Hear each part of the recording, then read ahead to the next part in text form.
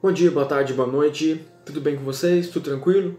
Espero que sim, comigo está tudo bem, na medida do impossível. Mais uma aula de Sociologia para alunos do segundo ano, pessoal. Você do segundo ano está cansado de fazer atividade, está cansado de fazer prova? Pode ficar tranquilo que hoje teremos aquela auleta especial de Sociologia. Vamos falar de quê? Vamos falar de as formas de organização do Estado ao longo da história. Então a gente vai ver da página 11 até a página 21, um assunto muito importante, não só para você enquanto estudante, mas para você enquanto cidadão. Porque formas de governo, formas de organização do Estado, um assunto muito importante, muito recorrente, bem recorrente, a gente vai levar esse para a vida inteira. Tá? Então, bem tranquilo, todo o pessoal do segundo ano, o pessoal tá a fim de me ouvir aí também. Vamos da página 11 até a página 21. É muita coisa? Não, se você prestar atenção direitinho aqui, você vai conseguir se pautar, se achar, não vai ficar perdido hora nenhuma. Só colar contigo aqui que é sucesso, que é 10 e vamos vencer. Formas de organização do Estado ao longo da história. Toda vez que eu falar Estado, eu estou falando de Estado com letra maiúscula e eu vou falar sempre a aula inteira sobre isso aí para ficar bem fixado, beleza? Porque existe diferença entre Estado com letra maiúscula e Estado com letra minúscula. É só um hack que eu dou dando toque para vocês e para vocês não ficarem perdidos. Então, quem está usando o material da página 11 até a página 21, formas de organização do Estado ao longo da história. Você curte história? Não curte? Problema seu. Vamos lá. Ao pensarmos, porque se você não gosta, a hora de gostar é agora. Olha só. Ao pensarmos no Estado, com letra maiúscula, como uma instituição social que, em certo sentido, regula a vida em sociedade, mesmo havendo diferentes entendimentos a respeito desse processo, é notório recorrermos a Heródoto, o pai da história. Sabia que o Heródoto é o pai da história? Pois é. Pois esse autor, já em seu tempo, há muito tempo atrás, ele determina 3 possíveis formas de organização dessa estrutura. Então, o Heródoto, há muito tempo atrás, o pai da história, não estou de sacanagem, é sério mesmo, ele define 3 formas de organização de se estruturar o Estado com letra maiúscula, que vai ser a monarquia, a oligarquia e a democracia.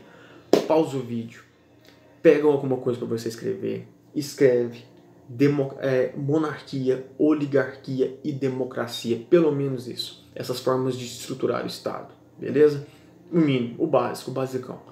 Ele, no caso Heródoto, entende que existiriam 3 formas básicas nas quais os estados poderiam ser organizados. A monarquia, que é ter um poder alicerçado nas mãos de apenas um governante, ou seja, todas as decisões seriam de responsabilidade de uma única pessoa. Monarquia é isso. Poder, então, na mão de uma pessoa só. Oligarquia, um grupo governaria o Estado, e esse grupo ele pode ser um grupo de intelectuais, pode ser baseado no nascimento ou qualquer outro critério que se julgue pertinente. Então, monarquia, uma única pessoa só que tem responsabilidade de governar, o poder está na mão dessa pessoa. Oligarquia, um grupo de pessoas tem a responsabilidade de governar, o poder está na mão desse grupo de pessoas. E, por último, a democracia, na qual a maioria, e em certo sentido todos os cidadãos governariam, ou seja, exerceriam poder de decisão dentro do Estado. Beleza? Bem tranquilo. 3 formas de se estruturar o Estado, se organizar o Estado. Aliás, a melhor expressão seria essa: 3 formas de se estruturar o Estado. Monarquia, oligarquia e democracia, segundo Heródoto. Isso aí há muito tempo atrás. Escreve Heródoto com H no Google para você ver. Eu tô falando de muito tempo atrás. Ele já pensava dessa forma. O cara tava além, mano. Vambora. Platão. Tu conhece Platão? Estamos falando sobre ele em filosofia. Tornaria mais complexa a discussão, apontando para formas puras e formas corrompidas ou impuras de organização do Estado. Então Platão deixa o negócio mais complexo, não difícil, complexo. Assim, ele faz distinção de 6 formas de organização do poder: monarquia e tirania, aristocracia e oligarquia, democracia e demagogia. Tá complicado? Espero que vai melhorar ou piorar. Essas classificações de forma de poder não são aleatórias e decorrem de um movimento de necessidades socio-históricas. Elas são produzidas e produzem outras alterações em outras instâncias da organização social. As leis, por exemplo, Vou explicar para vocês melhor isso aí, esquenta não. Até o presente momento, as ideias sobre o Estado foram sendo desenvolvidas pelas diferentes sociedades na medida de suas necessidades e respondendo a contextos históricos específicos nos quais elas estavam se estruturando. Então, cada sociedade meio que escolhe a sua forma de estruturar o Estado conforme o momento, o contexto, até mesmo a geografia que ele está vivendo, beleza? Então, senão a gente teria uma forma de governo no mundo inteiro, só para o mundo inteirinho, beleza? Então, o nosso texto vai chamar a atenção para isso aí. Continuando, falar em texto, continuando a nossa leitura do nosso texto, do nosso material, a gente tem os elementos para o entendimento dos estados. Vamos lá, vamos anotar? Olha, interessante para isso. Todas as formas de organização social às quais damos o nome de estados, com letra maiúscula, possuem pelo menos 3 elementos distintos. Então, 3 elementos da estruturação dos estados. Letra A, formas de governo. Letra B, formas de estados. E letra C, sistemas de governo. Beleza? Beleza, é como se fossem características, né, no processo de estruturação do estado. Então, a gente tem letra A, formas de governo. O que seriam isso? As formas de governo são relacionadas aos modos operantes como se organizam o poder. As relações de governo dentro de um Estado, ou seja, é o quem manda. Então, formas de governo, quem manda. Vamos saber, então, quem manda. Isso são as formas de governo. Então, dentro das formas de governo, a gente tem, por exemplo, as repúblicas. Né? O que seria isso? O povo é quem manda.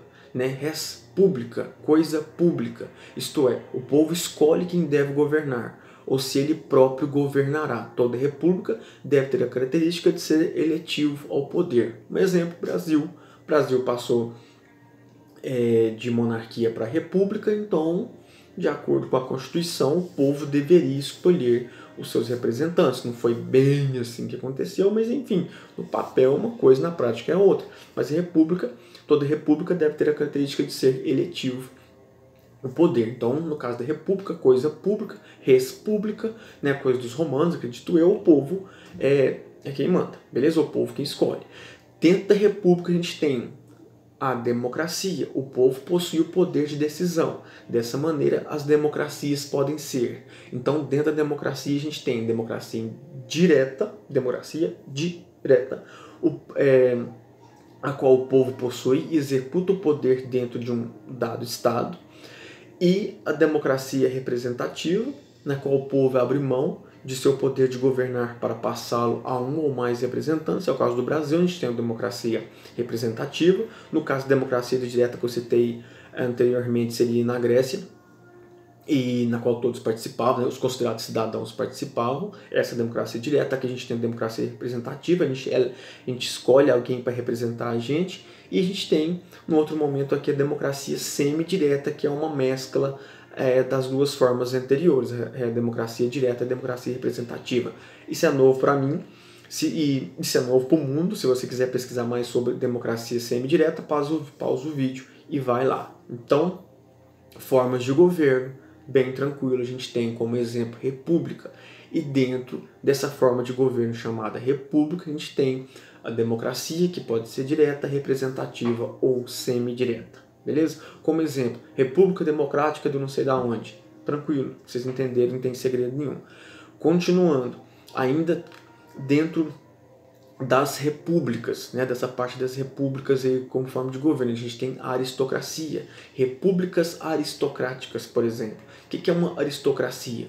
Uma parcela do povo exerce o poder, a qual pode ser constituída de maneira hereditária ou de outra forma, né? O Platão, por exemplo, ele acreditava numa república, e ele acreditava numa república aristocrática, na qual essa aristocracia seria formada por filósofos. A gente vai ver isso nas nossas aulas de filosofia. Dentro ainda dessa parte da república, a gente tem as oligarquias, que eu vou falar sobre isso em Brasil. A gente teve um momento de república oligárquica no Brasil. O que seria essa oligarquia? É uma parcela da sociedade que exerce o poder. Contudo, essa parcela governa em benefício de grupos específicos, isto é, governa para o próprio grupo, em benefício próprio.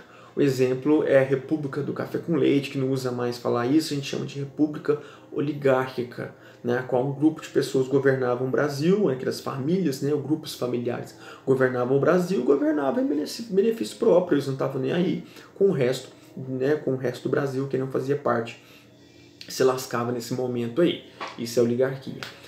Dando continuidade, além, agora, deixamos a parte da república para lá, isso é tudo dentro da parte da república, beleza? Como forma de governo. Agora vamos para outra forma de governo, a gente tem a monarquia. Super simples se vocês entenderem. Monarquia, o poder é hereditário, né? Ele passar de pai para filho. Bem masculino mesmo, de pai para filho mesmo. Sendo de maneira geral realizado por um único indivíduo que não foi eleito pelo povo. Monarquia não tem votação, o povo não elege um rei, né? Então ele não é eleito pelo povo. As monarquias podem se constituir das seguintes formas. Então, dentro da parte de monarquia, a gente tem a monarquia absoluta, os monarcas absolutos. Olha só, o monarca se situa acima da lei.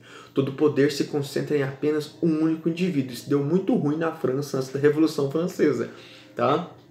Enfim, então essa seria uma característica da monarquia absoluta. Está muito ruim, o poder total concentrado na mão de uma pessoa só. Dá muito ruim. E dentro da monarquia a gente tem a monarquia constitucional, que é um negócio mais ponderado. Olha só, o rei exerce apenas o poder executivo. Os poderes legislativo e judiciário são exercidos pelos súditos, beleza? E dentro da monarquia, para finalizar, a gente tem a monarquia parlamentar. Essa é a mais famosa, que é o caso da Inglaterra. Sim, vamos lá. O rei, ele não exerce a função do governo, ou seja, o rei reina, mas não governa. Nas monarquias parlamentaristas, o chefe de Estado é o monarca. Já o chefe de governo, com o título de primeiro-ministro ou chanceler, é quem efetivamente conduz os negócios do governo. Como exemplo, a Inglaterra. Ah, mas a rainha da Inglaterra está lá para enfeitar? Mano, não sei. Isso aí, os ingleses é que sabem como é que funciona isso. Tem as atribuições, a rainha Elizabeth, ela faz as coisas. É imortal, rainha Elizabeth. Ela tem as coisas dela para fazer e o primeiro-ministro também tem as coisas dele para fazer. Beleza? Cada um com a sua função, acabei de falar para vocês. Se quiser é só voltar ao vídeo que vocês vão entender. E, dando continuidade aqui, a gente tem a tirania ou a autocracia, que é alicerçado no poder de um só indivíduo, ou seja, as ações do governo se confundem com as ações desse autocrata. De maneira geral, as autocracias estão alicerçadas em um aparato militar que garante a sua manutenção e governa em benefício de si mesma. Esses casos aí são casos mais complicados, mas também entram no nosso assunto aqui. Dando continuidade, então, a gente viu aí toda essa letra A, que são as formas de governo, beleza? E agora a gente vai passar para as formas de Estado, tranquilo? Formas de Estados. Então vamos lá. Como as diferentes, o que seriam as formas de... Se as formas de governo é quem manda, o que seriam as formas de Estado? Formas de Estado é como as diferentes sociedades organizam seu território, isto é, como dividem ou não dividem internamente as estruturações de poder. Elas podem ser, letra A, dentro das formas de Estado, então, a gente está falando de organização, não só daquele lance de quem manda, é formas de organizar o Estado. Elas podem ser, letra A, unitárias, né, a qual todo o território está sob controle de um único poder, e elas podem ser, letra B, federativas. Agora, fique esperto. O território estatal ele está subdividido em partes administrativas que gozam de certa liberdade de poder. Contudo, o poder central ainda possui a soberania. Como exemplo, qual é o nome do Brasil? Vocês lembram que eu falei para vocês? República Federativa do Brasil. Então, o Brasil é uma república. A gente tem essa forma de governo. A república, o povo escolhe um representante, a gente tem uma república, e a nossa república ela é federativa, né? Ela está subdividida, e a gente tem essas subdivisões, tem uma certa autonomia, mas tem que responder a um poder central, tranquilo? E um outro exemplo também de forma de Estado, de forma de organização, de divisão ou não, é a confederada. As confederadas, a soberania está alocada a cada entidade que possui liberdade total de relação ao poder central. Se você tem dificuldade nessa questão dos confederados, é só você pensar, voltar e pesquisar sobre a Guerra Civil Norte-Americana. Porque quando você for ver o assunto da Guerra Civil Norte-Americana, você vai entender isso. Né? Quando o Norte estava com problema lá com relação ao Sul, o Norte e o Sul dos Estados Unidos acabaram se quebrando a porrada, então você consegue entender esse assunto aí sobre os confederados. Beleza? Então os Estados Unidos também na sua política de organização tem bastante influência sobre essa forma de Estado aí, que é os confederados, né? Esses estados que têm uma independência bem maior do que as repúblicas federativas ou os estados federativos, beleza? Então, quem tiver alguma duvidazinha sobre os confederados aí, dá uma olhadinha sobre a Guerra Civil Norte-Americana. Lembrando que o Brasil é uma república federativa, beleza? Temos os estados têm uma certa independência, mas respondem ao governo federal, beleza? Continuando aqui, pessoal, resta ainda entendermos diferentes sistemas de governos existentes dentro de um dado Estado, a forma pela qual os diferentes poderes interagem no exercício de um poder dentro de um Estado. Existem pelo menos 3 grandes formas pelas quais essa divisão de poderes se constitui. Agora a gente vai falando sobre divisão de poderes. Beleza? Vamos lá, bem tranquilo aqui. Ó. Primeiro momento, a gente tem o parlamentarismo. Então, o que seria isso aí? O parlamentarismo se constitui na divisão dos poderes, assim como apontada por Montesquieu, né, no caso executivo, legislativo, judiciário, na qual o poder executivo está subdividido em presidente ou monarca, de um lado, como chefe de Estado, e de outro, o primeiro-ministro, como chefe de governo. Então, a gente pode ter tanto repúblicas parlamentaristas, né, que fica dividido o presidente e o primeiro-ministro, então a gente pode também ter monarquias parlamentaristas, como a gente tem o rei e o primeiro-ministro, o chanceler, cada um com a sua função, beleza? O Brasil teve um momento de parlamentarismo com o João Goulart, tá? Depois se quiserem dar uma pesquisada aí, foi bem breve, depois veio um plebiscito, resolveu isso aí, e também a gente teve um momento de monarquia parlamentarista, só que era um parlamentarismo às avessas, foi bem zoado também, depois vocês podem dar uma pesquisada, tá? Nesses 2 momentos de parlamentarismo no Brasil, tanto dentro da monarquia como na república, interessante pra caramba isso aí. E a gente tem uma outra forma aqui de divisão de poderes, né, de estruturação de poderes, que é o presidencialismo. A gente viu o parlamentarismo, agora a gente está vendo o presidencialismo, que é o caso do Brasil. O Brasil é uma república presidencialista. Do presidencialismo, o chefe de governo e de Estado são o mesmo indivíduo. Então não tem aquela separação. Que exerce o poder executivo de maneira individual e interdependente.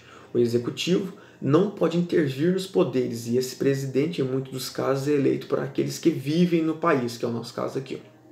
Em condições normais, olha interessante isso, em condições normais, o executivo não pode fechar o parlamento, e em condições específicas, o parlamento pode despedir o chefe do executivo, que é o conhecido como impeachment, né, o famoso impeachment. No entanto, isso é algo raro de acontecer, mas acontece, né? No Brasil aconteceu algumas vezes, eu acho que o Collor não chegou a sofrer um impeachment, mas a Dilma sim, tá? Então é interessante a gente ver essa questão do presidencialismo, dar uma olhada no presidencialismo aí, ó, no nosso material, dar uma grifada nele, porque é um assunto bem atual, uma coisa que a gente respira aqui no Brasil, né? Que foi essa condição anormal aí do executivo fechar o parlamento, que aconteceu, né, a partir do Brasil em 1964, né, com o regime civil-militar e também os processos de impeachment que a gente tem ao longo da nossa história. Bem interessante essa parte do presidencialismo aí. E também tem mais coisa nova aqui para vocês, que é o semipresidencialismo, beleza? Nessa forma, o presidente normalmente eleito não possui todo o poder de uma república presidencialista, mas tem mais poder do que um sistema parlamentar, beleza? Bem tranquilo essa parte para vocês aqui, galera. E sobre a organização do Estado brasileiro, que é o nosso próximo assunto aqui, eu vou deixar para vocês tá? Para ficar mais dinâmico, para não ficar sempre aquela mesma coisa. E que é a Organização do Estado Brasileiro, que é bem simples, é bem pequenininho a parte da matéria aí, é só vocês lerem da página 18 até a página 21. Mas resumidamente o que a gente vai encontrar lá, que são assuntos importantes, não deixa para depois não, vamos ler, aproveitar o momento, agora é só ler, bem tranquilo. Só isso eu quero de vocês, é a única atividade que vocês têm que fazer e marcar o nosso material. O que você vai encontrar na Organização do Estado Brasileiro da página 18 até a página 21?